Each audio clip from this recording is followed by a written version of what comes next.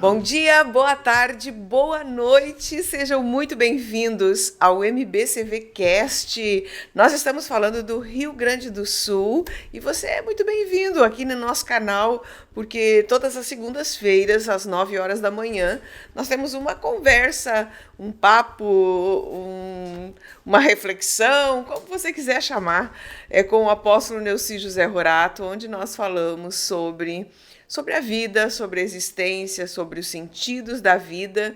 E a gente vem aí numa linha falando sobre igreja, sobre a importância de nós congregarmos. E também, faz algumas semanas, né, nós estamos falando sobre as questões pessoais e familiares de quem se converte, está numa família ou que não é cristã e que não aceita que essa pessoa frequente uma outra igreja ou que já foi cristã, mas também não permite que o seu familiar venha em outra denominação, né? Então a gente está falando um pouquinho sobre isso. Na semana passada a gente falou sobre assim, como é que a gente vai viver a nossa vida sempre se importando com o que as outras pessoas pensam? Então, bom dia, pastor. Vamos continuar esse assunto. Bom dia, pastor Eliane.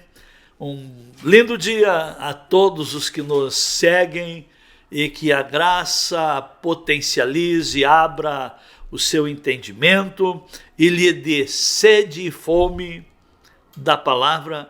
E isso é muito bom quando a gente tem sede de Deus, a gente se preocupa com questões que realmente alimentam a vida ou constroem a vida.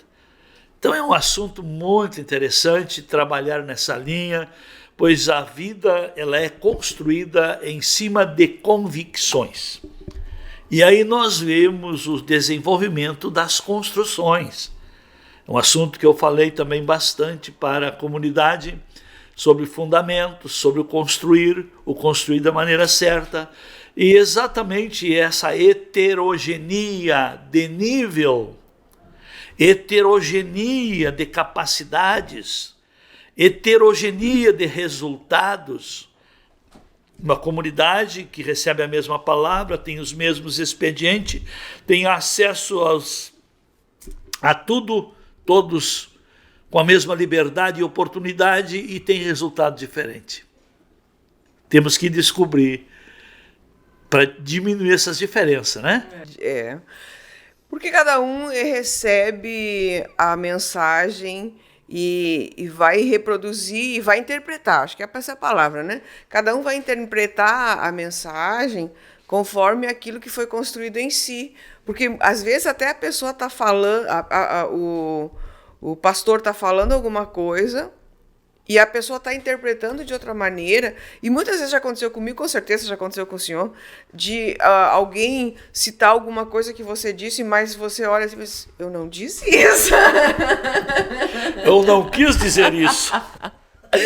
Eu não quis dizer isso, mas tudo bem, há aquela interpretação, e a gente pode dizer sim, que é o próprio Espírito que vai trazendo a interpretação conforme a necessidade de cada pessoa, né? Exatamente isso.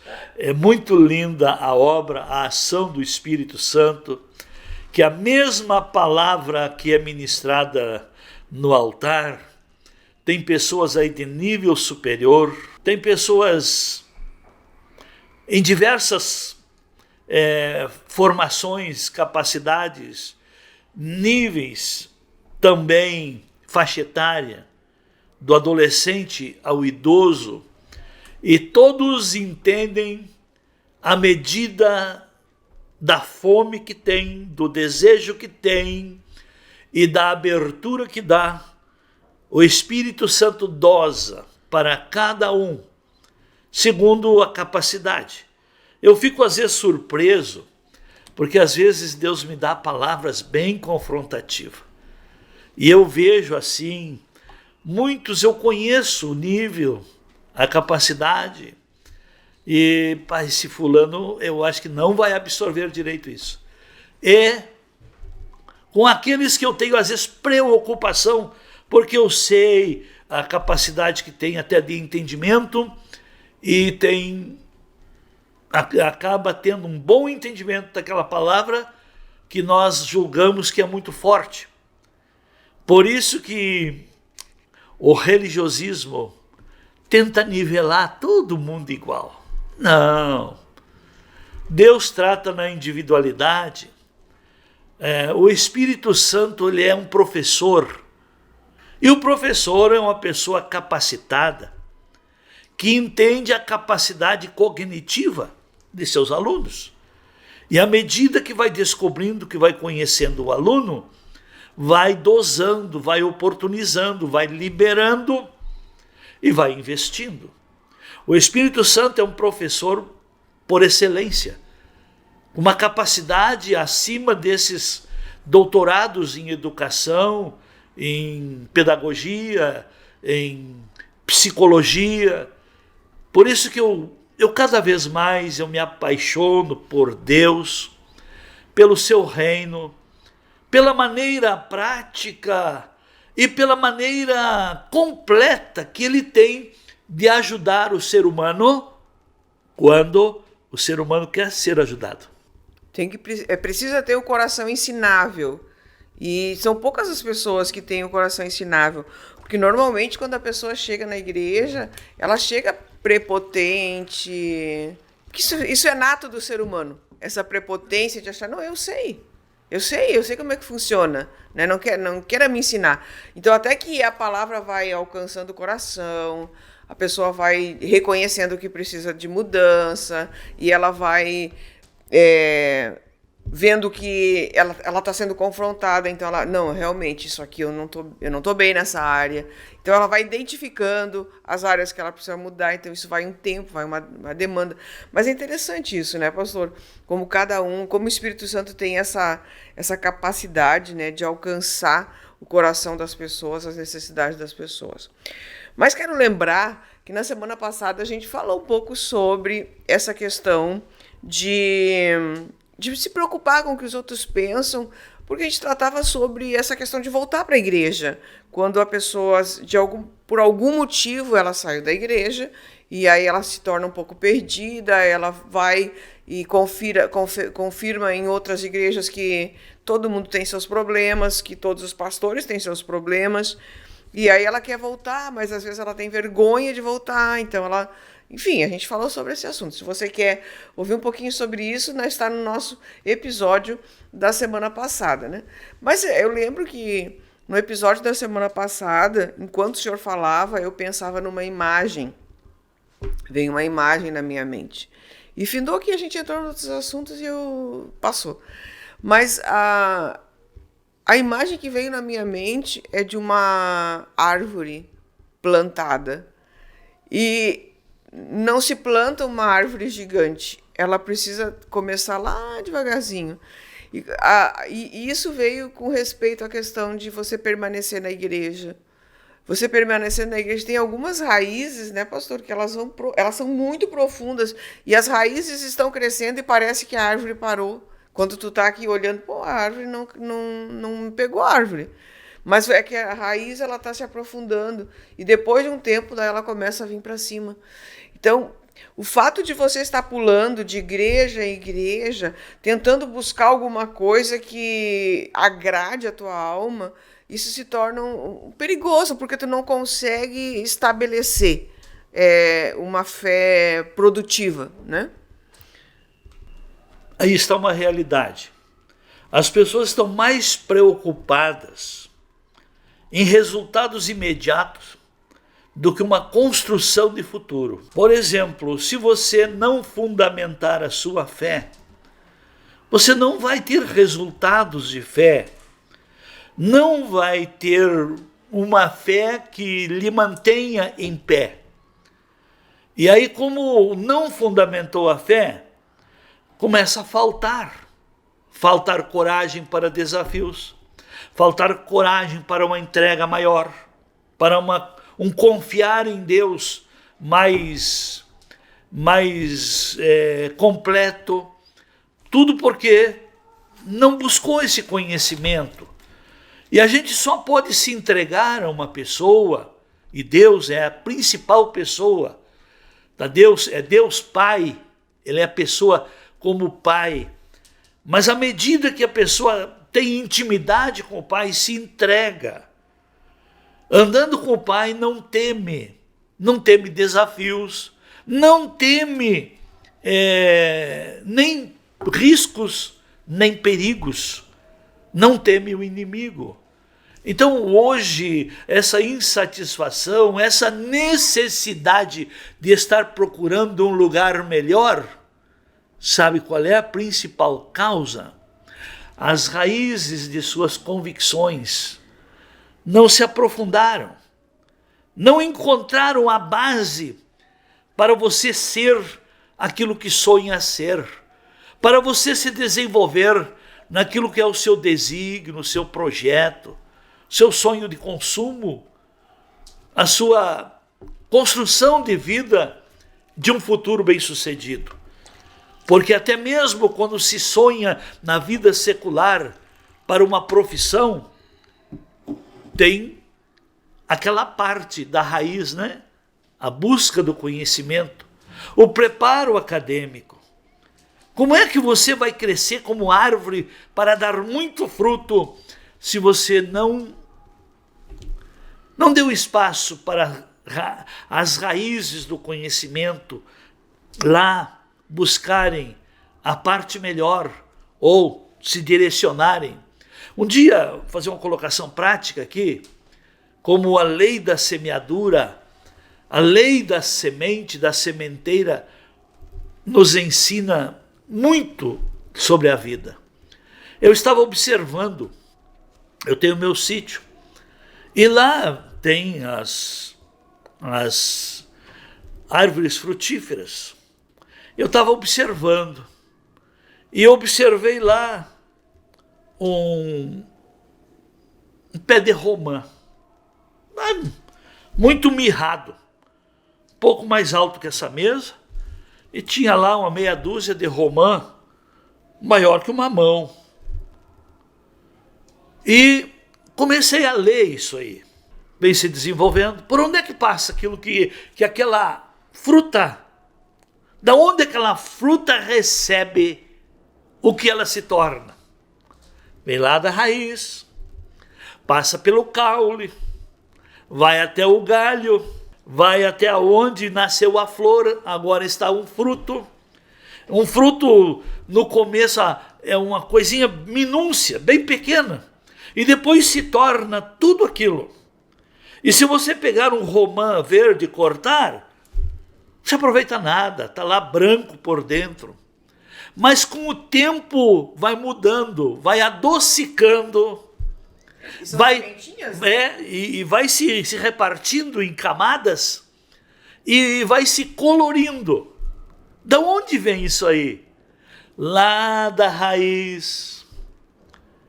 Da onde vem a sua realização, sua capacidade, a sua satisfação da bênção na sua vida?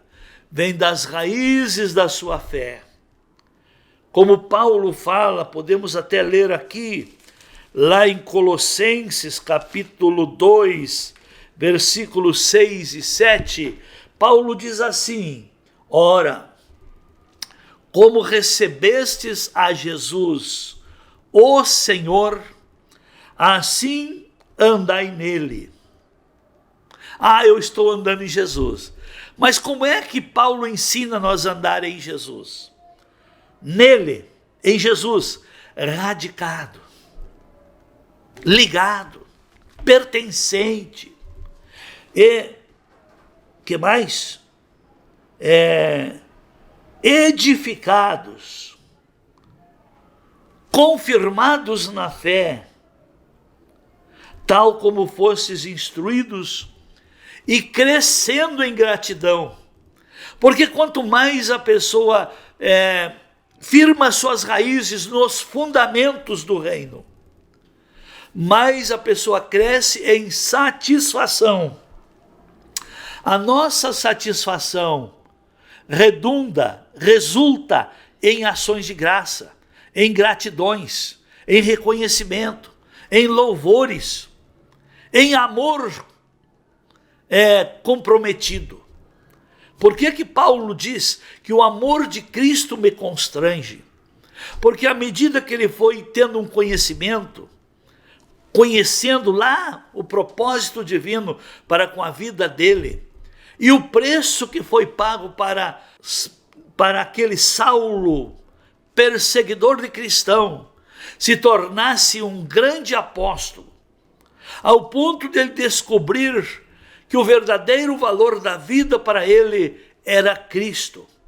E se ele viesse a morrer, para ele era lucro, porque a morte é o último inimigo que o ser humano terá que enfrentar. E a morte é uma ordenança. Está ordenado a todos os seres humanos morrerem e vindo depois disso um balanço de vida, chamado juízo. Os que estão em Cristo não serão condenados, mas diante do trono branco de Deus, cada um será julgado por suas obras. Os que estão em Cristo, os pecados foram cancelados e receberão a recompensa da dedicação, do amor, da obediência e de estar realmente cumprindo o propósito para o qual o Senhor te deu a existir e me deu a minha existência. É dessa maneira que nós vamos nos construindo. Dentro da igreja existem pessoas de muitos níveis. Existem aqueles que estão iniciando a sua caminhada de fé, que recém chegam na igreja assim, e principalmente quando vem de outras religiões, ou até às vezes não vem de religião nenhuma, que hoje a maioria, né, vem do nada. E chega assim, então ela precisa de um tempo para ouvir, para entender. Existem aqueles que já estão há muitos anos, que estão se desenvolvendo já, que entenderam. Existem aqueles que estão com as suas raizinhas para lá e para cá, né, porque não conseguem ficar numa igreja só. Existem aqueles que estão plantados, né? Então, e agora o senhor falando do apóstolo Paulo, eu me lembro, capítulo 13, ele diz isso, que a gente precisa chegar num nível, e ele diz que chegou nesse nível, aonde ele deixou de ser como menino, andando conforme o vento sopra, e começou a se tornar uma pessoa, um homem. E eu creio que o enraizar-se, o estar plantado dentro de uma igreja, com todas as demandas de uma igreja, vai fazer isso, vai fazer com que você vai transformando a tua fé. A tua fé vai crescendo, tu vai amadurecendo, tu vai percebendo algumas coisas e tu vai, a tua raiz ela vai se firmando, né? Agora, o senhor já percebeu que as igrejas, em geral, elas são hoje mais rodoviárias do que escolas, na verdade? Infelizmente, porque o povo, ele quer o pacote pronto, ele não quer aprender. Olha, isso virou até muita moda no Brasil, hoje não sei como é que está, mas se eu quisesse, uns 20 anos atrás, vieram me oferecer diploma de engenheiro civil, olha, eu não estaria enganando ninguém, porque o conhecimento de construção civil eu tenho. E tenho, às vezes, na prática, resultados melhores de quem apenas tem a teoria. Então, tudo se consegue com facilidade. E toda a verdade é paralela. Se na vida material tem esses desvios, essas ilusões, esses enganos, também na vida espiritual o diabo também cria esses atalhos, essas facilidades, e o povo se ilude. Assim como tem em cada área da vida quem não é verdadeiro, quem não pagou o preço. Tem muito crente querendo a bênção sem pagar o preço, querendo ser usado por Deus, sem se submeter a Deus, sem conhecer a vontade de Deus e sem dominar a palavra. Quando Paulo, falando com Timóteo, vendo que Timóteo era discípulo dele, vendo que Timóteo tinha futuro, Paulo disse assim: Timóteo, procura te apresentar a Deus como obreiro aprovado, que não tem do que se envergonhar e que domine bem a palavra da verdade. Quando a gente domina, a gente entende, a gente... Há uma claridade, a gente poderia falar sobre isso, a clareza nas situações. E as situações, elas já não fazem... porque quando a gente não compreende muitas coisas de Deus, uma pequena coisa se torna uma grande coisa, né? As coisas, parece que os problemas, eles se ampliam quando a gente não conhece a palavra de Deus. Mas, conhecendo a palavra, a gente vai vendo que há sempre solução no reino de Deus, né, pastor? Então, como é importante a gente sentar e ouvir, interpretar, compreender, executar aquilo que a gente está ouvindo e não ser precipitado. Isso também Paulo fala, né, sobre não sermos precipitados. A precipitação, ela é impulsionada pela insegurança. E insegurança é falta de conhecimento, falta de preparo. E tudo isso vai redundando num medo.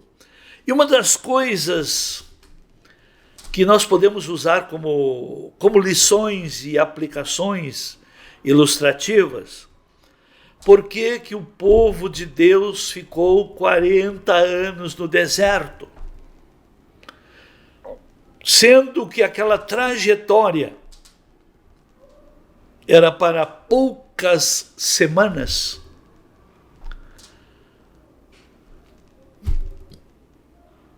O povo atrasou a bênção de Deus, porque o povo é lento, anda devagar na busca do ajuste, do preparo e do conhecimento. Mesmo Deus dando um sinal para eles, quando mandou os 12 espias espiarem a terra. Isso não foi lá perto dos 40 anos, não, foi logo na saída. Escolheu pessoas de nível, um príncipe de cada tribo, para irem a Jericó, como espia para espiar a terra. E eles foram. Tinha cachos de uvas que tinham que ser carregados entre duas pessoas. E dos 12 que foram, 10 viam dificuldade, viam os homens daquela terra como muito grande. E o pior, que eles se viam como gafanhotos perto do tamanho daqueles homens lá de Jericó. Então é a maneira que a pessoa vê. Se vê. Porque se vê. Então não foi os gigantes que impediram ou que atrasaram, foram os gafanhotos. A visão de gafanhoto atrasa a sua projeção de vida. A visão de que você não é nada, você não é merecedor. Eu lutei contra isso.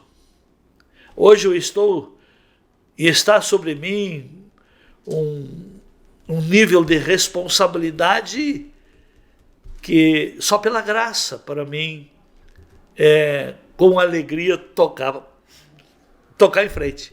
Com alegria, né? Porque... com a graça, porque a graça nos alegra. A graça faz nós vermos quem eu era, quem eu sou, onde eu estava, onde eu estou. A graça faz a gente olhar para o passado e ver como Deus é presente e tem andado conosco. Então, se a sua vida não tem melhorado, está faltando suas raízes, ou melhor, as raízes da sua fé encontrarem mais profundidade, encontrarem o solo que nutre, que supre, que alimenta. Eu, nessa avaliação que eu fiz, eu sentado, olhando e meditando, Outra questão também, que fiz da romeira, também um dia eu fiz da melancia. Um pequeno rabichozinho, uma melancia de 20 quilos, que também, se você cortar ela antes do tempo, ela não tem doçura e não tem coloração. E passa por aquele baraço, todo nutriente. Quero lhes dizer, meu irmão, minha irmã, meus amigos, que o nutriente espiritual, para você vencer e romper o mundo espiritual, o nutriente divino para você se tornar um vencedor, vem dos fundamentos da sua fé. Não adianta correr atrás de um lugar onde tem moveres, manifestações, aonde acontecem milagres. Não, milagre não aumenta a fé de ninguém, apenas inspira desejo de também receber um. O que produz o milagre é a fé. E a fé, ela tem raízes. Ela deve estar erradicadas em Cristo. Deve estar fundamentada. Deve ser confirmada, ou melhor, exercitada. Como é que a nossa fé é exercitada?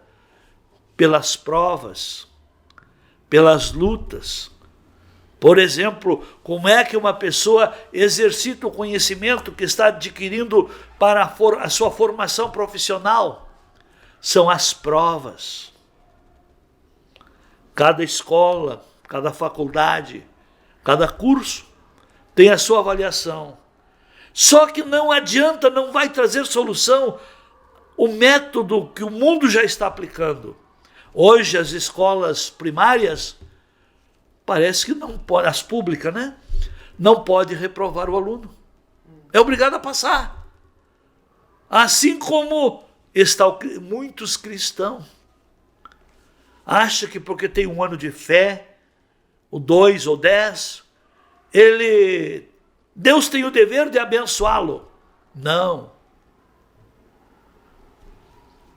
Deus oportuniza a você e lhe ensina que é a maneira que você cultiva o reino, você colhe do reino. O reino é uma cultura. E se você não entender a cultura do reino, não adianta trocar de igreja. Não adianta correr atrás da bênção. Você pode ter um milagre ocasional, mas milagre não salva. Milagre não mantém a pessoa em pé. Eu essa semana me encontrei com alguém que me trouxe lá do interior, uma pessoa que trabalhava numa empresa que trabalha para, aquele tempo era a CE, hoje é a RGE. Caiu do poste. Quebrou, amassou uma vértebra da coluna. Ele não podia trabalhar, estava encostado. E o tio dele trabalhava para mim lá no sítio. E ele veio um dia e pediu para mim orar. Orei, a partir daqui, até brinquei com ele. Agora, o que tu vai escolher? Voltar a trabalhar ou continuar ganhando a ajuda do INSS? Não, eu quero trabalhar. Recebeu o milagre, voltou a trabalhar, mas não quis nada com Deus. Agora eu pergunto, milagre salva? Não. Milagre é o testemunho de que Deus é vivo, de que a palavra é poderosa, de que a fé opera. Então, mas o que vale mesmo é a salvação. Antes de você pensar em realizações, garanta a sua salvação, porque a salvação preservará você eternamente com Deus. Olha aí, deu nosso horário, pastor. Quanto mais firmado você estiver na palavra de Deus, quanto mais firmado você estiver no lugar onde Deus escolheu para você estar, com certeza, mais frutífero você vai ser. Eu lembro, pastor, só para a gente. Agora é curiosidade. Quando a gente era criança, nós tínhamos no nosso terreno muitas árvores frutíferas, muitas, assim, tinha romã, tinha pitanga, tinha bergamota, tinha goiaba e abacate. E um dia, teve um ano que não deu abacate. E aí a minha mãe disse para o meu pai, dá uma surra. Dá uma surra nele que o ano que vem ele vai dar. O senhor já ouviu falar sobre isso? Já ouvi falar isso. Tá? Já ouvi falar do arvoredo quando fica velho demais, que não quer mais frutificar. Corte ele.